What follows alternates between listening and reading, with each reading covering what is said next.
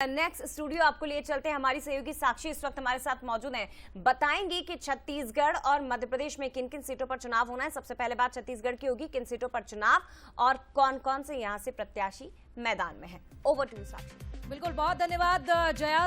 तो देखिए, छत्तीसगढ़ की अगर हम बात कर ले तो ये तीसरा चरण है और आखिरी चरण है, इसीलिए महत्वपूर्ण हो जाता है ये जानना कि आखिर इन 7 सीटों में कौन कौन से प्रत्याशी मैदान में हैं। लेकिन सबसे पहले एमपी की बात कर लेते हैं, क्योंकि एमपी में तीसरे चरण के लिए मतदान होने हैं। और ये देखिए, हमारा ड्रोन भी आ चुका है। उम्मीदवार आप देखिए कौन कौन से प्रत्याशी हैं। यहाँ से भोपाल से अगर हम बात करते हैं तो बीजेपी से आलोक शर्मा मैदान में है, तो वहीं कांग्रेस से अरुण श्रीवास्तव यहाँ पर कांग्रेस की ओर से मैदान में है। आलोक शर्मा बीजेपी से पहले महापौर भी रह चुके हैं, एक बार फिर से बीजेपी ने यहां पर भरोसा जताया है। हालांकि देखना होगा कि इस बार किस तरह से आलोक शर्मा यहां पर कमाल दिखा पाते हैं। मुरैना की अगर बात कर ले तो देखिए, चंबल की ये महत्वपूर्ण सीट है और यहां पर शिवमंगल सिंह तोमर जो कि बीजेपी की ओर से मैदान में है और सत्यपाल सिंह सिकरवार कांग्रेस की ओर से यहां पर। लेकिन एक महत्वपूर्ण जानकारी ये कि मुरैना जो कि चंबल में आती है और यहां पर लगातार ही कमल खिलता आ रहा है कई सालों से। लेकिन इस बार कांग्रेस के लिए बड़ी चुनौती भी है, क्योंकि इस बार यहां पर त्रिकोणीय मुकाबला है।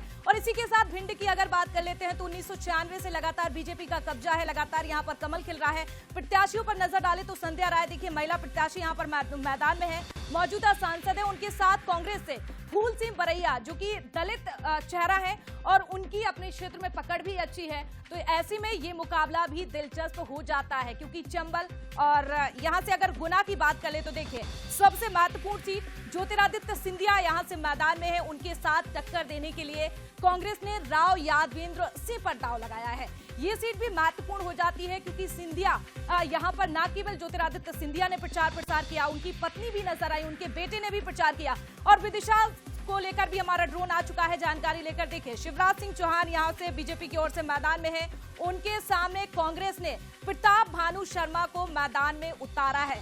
तो पूरे 33 साल बाद एक साथ दोनों नजर आ रहे हैं। हालांकि देखना होगा कि इस बार कौन आगे निकल पाता है इस रेस में। वहीं ग्वालियर की हम बात कर ले तो ग्वालियर से भारत सिंह कुशवाहा को बीजेपी ने मैदान में उतारा है और उनके सामने कांग्रेस ने प्रवीण पाठक को मौका दिया है। कांग्रेस ने यहां पर भरोसा जताया है, युवा चेहरे हैं। हालांकि देखना होगा कि कौन कमाल दिखा पाता है और इस रेस में कौन आगे निकलेगा। राजगढ़ की अगर हम बात कर ले तो बीजेपी ने यहां से रोजमल नागर को टिकट दिया है, मौका दिया है, तीसरी बार चुनाव लड़ रहे हैं। और दिग्विजय सिंह पूरे 32 साल बाद इस सीट से, यानी कि अपनी सीट से मैदान में है। तो इस बार इसीलिए ये मुकाबला दिलचस्प हो जाता है, क्योंकि दिग्विजय सिंह ताल ठोकने जा रहे हैं पूरे 32 साल बाद। और इस सीट की चर्चा न केवल एमपी में है, बल्कि देश भर में इस सीट की चर्चा हो रही है। तो ये एमपी की वो महत्वपूर्ण सीटें थी जिन सीटों पर यहाँ पर मतदान होने हैं। चुनाव प्रचार प्रसार थम चुका है, अब केवल प्रत्याशी डोर टू डोर जाकर प्रचार करेंगे। तो एमपी की सीटों का समीकरण आपने जान लिया, लेकिन छत्तीसगढ़ की भी बात कर लेते हैं, क्योंकि छत्तीसगढ़ में ये आखिरी चरण है। और ये देखिए, ड्रोन भी आ चुका है। बिलासपुर सीट सबसे महत्वपूर्ण है, बीजेपी की ओर से तोकन साहू पर भरोसा जताया है, तो कांग्रेस से यहाँ पर देवेंद्र यादव को मैदान में उतारा है। बिलासपुर वो सीट है जो कि सुर्खियों में है और लगातार यहां पर जातिगत फैक्टर हावी हो जाता है। यही वजह है कि साहू समाज पर बीजेपी ने दांव खेला है। रायपुर की अगर राजधानी की बात करें तो देखिए, ब्रजमोहन अग्रवाल एक महत्वपूर्ण चेहरा है, 8 बार के विधायक हैं और इस बार ब्रजमोहन अग्रवाल मैदान में है। उनके सामने कांग्रेस ने विकास उपाध्याय जो कि नया चेहरा है, और बड़ी बात यह है कि पहली बार चुनाव लड़ रहे हैं लोकसभा चुनाव का, इसीलिए ये मुकाबला भी दिलचस्प हो जाता है। और राजधानी रायपुर की अगर बात कर ले तो यहाँ पर देखिए, राजधानी रायपुर का आपने समीकरण देख लिया, लेकिन दुर्ग से देखिए, बीजेपी ने यहां पर विजय वकील को मैदान में उतारा है और उनके सामने राजेंद्र साहू कांग्रेस की ओर से प्रत्याशी हैं। दोनों में मुकाबला यहां पर दिलचस्प है। और दुर्ग की अगर बात कर लेते हैं तो दुर्ग में कांग्रेस के लिए यहां पर चुनौती भी है, क्योंकि बीजेपी लगातार यहां से जीतते आ रही है। और बड़ी बात यह है कि दुर्ग राजधानी रायपुर के नजदीक है, इसीलिए भी महत्वपूर्ण हो जाती है। और इसके साथ ही अगर देखिए, हम जांजगीर चांपा की बात कर ले तो कमलेश जांगड़े यहाँ पर बीजेपी की ओर से मैदान में है, तो वहीं उनके सामने डॉक्टर शिव कुमार डहरिया कांग्रेस की ओर से टक्कर देने के लिए तैयार है। बीजेपी ने यहाँ पर नया प्रयोग किया है, कमलेश जांगड़े जो कि महिला प्रत्याशी मैदान में उतारा है।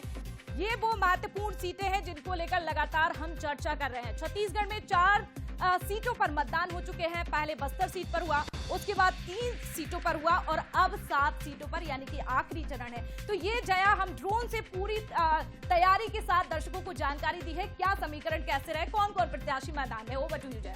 निश्चित तौर पर, और इसीलिए बंसल न्यूज का मतलब चुनाव और चुनाव का मतलब बंसल न्यूज कहा जाता है साक्षी, क्योंकि हम पूरी तैयारी के साथ यहाँ पर पहुंचे हुए हैं और चुनाव प्रचार क्योंकि थम चुका है। अलग अलग जगह से हमारे सहयोगी भी इस वक्त जुड़ गए, सीधे उनका रुख करते हैं। भोपाल से सूरज शर्मा, ग्वालियर से उमेश, सागर से मनीष तिवारी आपको इस वक्त दिखाई दे रहे हैं और अनंत शर्मा रायपुर से हमारे साथ अब से थोड़ी देर बाद जुड़ेंगे, क्योंकि मध्य प्रदेश और छत्तीसगढ़ की सीटों पर तीसरे चरण में वोट डाले जाने हैं। बात भोपाल सीट की करें तो हाई प्रोफाइल सीट जो कि बीजेपी का गढ़ रहा है, यहां से बीजेपी कई बार परिवर्तन किए और एक बार फिर से प्रत्याशी को चेंज किया गया, यानी कि आलोक शर्मा जो पूर्व महापौर रहे हैं वो यहां से मैदान में, दूसरी तरफ अरुण श्रीवास्तव जो यहां पर कांग्रेस की ओर से ताल ठोकते दिखाई दे रहे हैं। लेकिन कितना जोर लगा पाएंगे ये तो चुनावी नतीजे बताएंगे। जमीनी हकीकत क्या है ये जरा समझने की कोशिश करते हैं। सूरज हमारे साथ यहां से जुड़े हुए हैं। सूरज, आपने आलोक शर्मा से भी बातचीत की है और आपने अरुण श्रीवास्तव से भी बातचीत की है। दोनों ही दलों की ओर से पूरी कोशिश, पूरी जोर आजमाइश इस सीट पर की जा रही है जो कि हाई प्रोफाइल सीट बीजेपी का गढ़ है। क्या कुछ जमीन पर आपको दिखाई दिया और इसके साथ ही अब तो चुनावी शोर भी थम चुका है, क्या नजर आ रहा है?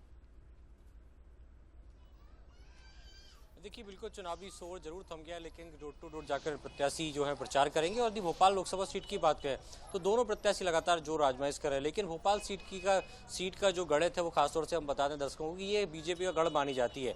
और यहाँ पर कोई भी उम्मीदवार बीजेपी का, चाहे वो क्षेत्रीय हो या बाहर से आया हो, वो हमेशा जीत का परचम लहराकर ही आगे बढ़ा है। यही कारण है कि चाहे पहले उमा भारती लोकसभा सीट से लड़ी हो, कैलाश जोशी की बात हो, साध्वी प्रज्ञा सिंह ठाकुर की बात हो, या अलग अलग क्षेत्र से जो नेता चुनकर आए हैं वो तमाम, चाहे कैलाश जो सारंग थे वो भी उस सीट से लोकसभा का चुनाव लड़े, तो वो एक ऐसी सीट है भोपाल जो लगातार बीजेपी कब्जे में है। लेकिन इस बार जिस तरीके से कांग्रेस लगातार मेहनत कर रही है और माना जा रहा है कि जो इस बार का गढ़ है वो एक कायस्थ समाज के व्यक्ति को कांग्रेस ने टिकट दिया है, तो ऐसे में बड़ी संख्या में कायस्थ समाज का वोट बैंक भी होता है और यही कारण है कि वो बड़े उत्साह के साथ आगे बढ़ते हुए नजर आ रहे हैं। लेकिन ये तो परिणाम तय करेंगे कि आखिर कमल खिलेगा या पंजा अपनी पकड़ भोपाल में मजबूत करता हुआ नजर आएगा। लेकिन बहुत महत्वपूर्ण सीट है क्योंकि मध्य भारत की 2 सीटें बहुत महत्वपूर्ण है, एक जिसकी लेकर हम चर्चा कर रहे हैं और दूसरी है विदिशा जो जनसंघ के जमाने से बीजेपी के पास ही रही है। खासतौर से यदि हम बात करें जिसमें चाहे अटल बिहारी वाजपेयी की बात हो, पूर्व प्रधानमंत्री या पूर्व विदेश मंत्री सुषमा स्वराज की बात हो, जनसंघ के समय 1967 से ये जो सीट है वो बीजेपी के पास रही है। सिर्फ 80 और 84 में कांग्रेस के पास गई थी 2 बार, जहां से अभी मौजूदा उम्मीदवार प्रताप भानु शर्मा उम्मीदवार हैं कांग्रेस के, और एक बार फिर से पार्टी ने उन पर भरोसा जताया। लेकिन उनके सामने पूर्व मुख्यमंत्री शिवराज सिंह चौहान है जो 3 बार सांसद भी रह चुके हैं। तो कह सकते हैं बहुत ज्यादा टक्कर यहाँ पर चुनौती नजर नहीं आती, क्योंकि कई विधानसभा क्षेत्र ऐसे हैं जहां पर कांग्रेस के उम्मीदवार पहुंचे भी नहीं है, चाहे बुधनी की बात हो, खातेगांव की बात हो या आसपास के ऐसा क्षेत्र जहां पर हमने दौरा किया तो वहां पर कांग्रेस की उपस्थिति नजर नहीं आ रही। लेकिन परिणाम तय करेंगे कि हार जीत कितनी होगी, कितना अंतर रहेगा। लेकिन ये बात जरूर है कि अब प्रचार थम चुका है, घर घर जाकर प्रचार करेंगे, तो कितनी ताकत इन 48 घंटों में दोनों प्रत्याशी लगाते हैं ये तो आने वाला वक्त बताएगा। जी बिल्कुल निश्चित ही सूरज, क्योंकि अब प्रचार का रुख जो है वो अलग तरह का दिखाई देगा, क्योंकि घर घर जाना होगा और इसमें जो ताकत आजमाएगा उस पर डिपेंड करता है कि प्रत्याशी कितना मजबूत है। बहरहाल बनी रही हमारे साथ और ग्वालियर के समीकरण हम जानने की कोशिश करेंगे। ग्वालियर में क्या कुछ है, ग्वालियर सीट का जो पूरा समीकरण वो समझने की कोशिश करते हैं और सीधे हम चलते हैं हमारी सहयोगी साक्षी के पास। साक्षी। बिल्कुल ललित, ग्वालियर की अगर हम बात कर ले तो सियासी अहमियत काफी इस सीट की हो जाती है, हाई प्रोफाइल सीट है और इस सीट का समीकरण जानने के लिए ड्रोन भी हमारा आ चुका है। ये देखिए, ग्वालियर में बीजेपी से भारत सिंह कुशवाहा यहाँ पर मैदान में है, तो उनके सामने प्रवीण पाठक कांग्रेस की ओर से। और बड़ी ही महत्वपूर्ण बात यह है कि दोनों ही पहली बार लोकसभा चुनाव में ताल ठोक रहे हैं, पहली बार दोनों ही लोकसभा चुनाव लड़ रहे हैं। इससे पहले विधानसभा चुनाव भी लड़ा लेकिन हार चुके थे। और ग्वालियर का अगर हम समीकरण देख ले तो देखिए, बीजेपी का ये गढ़ है ग्वालियर लोकसभा सीट, लगातार यहां पर 4 बार से लोकसभा चुनाव में कमल खिलता आ रहा है, इसीलिए कांग्रेस के लिए यहां पर चुनौती भी है। लेकिन इस बार कांग्रेस ने ये नया प्रयोग किया है, हालांकि प्रयोग बीजेपी ने भी किया है। तो बीजेपी कांग्रेस के दोनों प्रत्याशी विधानसभा में हार चुके हैं, दोनों ने ही चुनाव लड़ा था लेकिन दोनों ही हार चुके थे। लेकिन बीजेपी ने लोकसभा चुनाव में भरोसा किया, मौका दिया और मैदान में उतारा। तो ग्वालियर लोकसभा सीट की अगर बात करें, दोनों ही पार्टियों को भीतरघात का खतरा भी यहां पर दिख रहा है। अगर हम कांग्रेस प्रत्याशी की बात कर ले तो 2018 से ही उनकी पहचान बनी जब उन्होंने विधानसभा चुनाव लड़ा। कांग्रेस भी यहां पर मजबूत टक्कर देती हुई नजर आ रही है। तो सिंधिया समर्थक नहीं थे, सिंधिया के गुट के नहीं थे, इसीलिए उनकी चर्चा नहीं थी। और ये देखिए, ग्वालियर में अगर बात कर ले तो कुल विधानसभा सीटें 8 हैं। ऐसे में बीजेपी के पास 4 हैं, कांग्रेस के पास भी 4 हैं। हालांकि विधानसभा चुनाव और लोकसभा चुनाव बिल्कुल अलग होता है, लेकिन अगर यहाँ पर सीटों की समीकरण की हम बात कर ले तो 8 सीट आती हैं, 4 कांग्रेस के पास, 4 बीजेपी के पास। एक बार फिर से आप चेहरे देख लीजिए। ज्योतिरादित्य सिंधिया जो कि गुना से लड़ रहे हैं, कांग्रेस से राव यादवेंद्र सिंह को यहाँ पर कांग्रेस ने मैदान में उतारा है। महत्वपूर्ण सीट है गुना, और गुना वो सीट है जिसकी चर्चा देश भर में की जा रही है, क्योंकि ज्योतिरादित्य सिंधिया यहाँ से ताल ठोक रहे हैं। गुना शिवपुरी लोकसभा का समीकरण भी आप देखिए, यहाँ पर वोटर्स पर सिंधिया और मोदी का चेहरा यहाँ पर भारी नजर आ रहा है, इसीलिए ये सीट महत्वपूर्ण हो जाती है और चर्चा देश भर में हो रही है। गुना शिवपुरी की अगर बात कर ले तो ये सीट सिंधिया परिवार की परंपरागत सीट है, इसीलिए कांग्रेस के लिए ये चुनौती भरी सीट मानी जा रही है। तो यहाँ पर 19 कुल चुनाव हुए हैं, लेकिन 14 सिंधिया परिवार ने चुनाव जीते हैं। तो आप इससे अंदाजा लगा सकते हैं कि यहाँ पर लगातार कमल खिलता आ रहा है। पहले कांग्रेस का गढ़ हुआ करता था, हालांकि अब अगर बात कर ले तो बीजेपी लगातार यहाँ से जीतती आ रही है। तो ललित, ये समीकरण थे, ड्रोन से हमने अपने दर्शकों को बताया। Over to you Lalit. बिल्कुल निश्चित ही साक्षी, और वाकई क्यों कहा जाता है ग्वालियर को बीजेपी का गढ़, क्योंकि पहले यशोधरा राजे सिंधिया यहाँ से थी, उसके बाद नरेंद्र सिंह तोमर थे, और उसके बाद विवेक नारायण शेजवलकर जो आज भी मौजूदा सांसद हैं, लेकिन इस बार उनको टिकट नहीं दिया है। जो है बीजेपी से जो है उम्मीदवार बदला गया, लेकिन फिर भी ये बीजेपी का गढ़ माना जाता है। और हमारे इसके बारे में यहाँ किस तरह के राजनीतिक समीकरण होंगे, जानकारी के लिए सीधे हम रुक करेंगे। हमारे साथ ग्वालियर से उमेश जुड़ गए हैं। उमेश, बीजेपी का गढ़ माना जाता है ग्वालियर को, ये तो हम कहेंगे, लेकिन जो दोनों ही प्रत्याशी इस बार खड़े किए गए हैं, दोनों ही अपने अपने विधानसभा चुनाव हार चुके हैं, और ये भी कहा जा रहा है कि भीतरघात का डर दोनों ही पार्टियों को लग रहा है। ये तो ग्वालियर के समीकरण क्या कुछ आपको मैदान में नजर आ रहे हैं?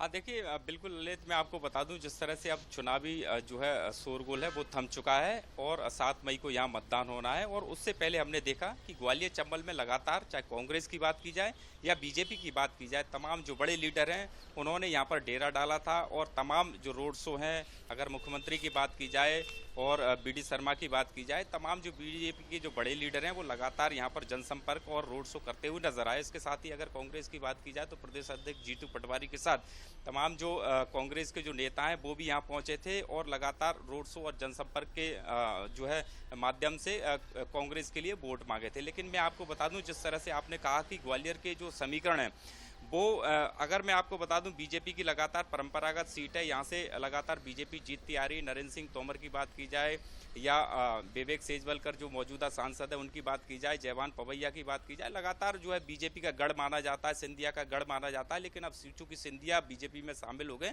इसीलिए बीजेपी के लिए आसान रहा है इस सीट पर। और मैं आपको बता दूं, जो ग्वालियर सीट है वो हमेशा चर्चा में रहती है, लेकिन इस बार जो हारे हुए दोनों ही प्रत्याशी हैं उन पर दोनों ही पार्टियों ने दाव लगाया है। अगर बीजेपी की बात की जाए तो भारत सिंह कुशवाहा, जो कि अभी जो विधानसभा चुनाव हुए थे उसमें उनको हार का सामना करना पड़ा, लेकिन बावजूद उनके पार्टी ने उन पर भरोसा जताया और उनको प्रत्याशी बनाया। लगातार वो भी जनसंपर्क कर रहे हैं, लोगों से जुड़ रहे हैं, ओबीसी चेहरा है। दूसरी ओर अगर बात की जाए, कांग्रेस ने लंबे समय के बाद एक जो है ब्राह्मण चेहरे को यहाँ पर मैदान में उतारा है। युवा चेहरा है प्रवीण पाठक, जो कि विधानसभा चुनाव यहाँ पर हाल ही में जो विधानसभा चुनाव हुए उनमें हार का सामना करना पड़ा, बावजूद इसके भी कांग्रेस ने उन पर भरोसा जताया और एक बार फिर चुनावी मैदान में दोनों ही जो प्रत्याशी हैं वो पहली बार। शिवपुरी के बारे में भी मैं जानना चाहूंगा उमेश आपसे, चूंकि ये सिंधिया परिवार की परंपरागत सीट है तो हम सब ये जानते हैं 19 में से 14 जो चुनाव है वो सिंधिया परिवार ने जीते। लेकिन अगर पिछले चुनाव की अगर बात करें, सिंधिया खुद यहां से लड़े, हालांकि वो कांग्रेस से लड़े और हार गए, लेकिन इस बार फिर वो मैदान में। अब भारतीय जनता पार्टी से क्या कुछ कहेंगे, किस तरह के समीकरण आपको नजर आ रहे हैं यहाँ?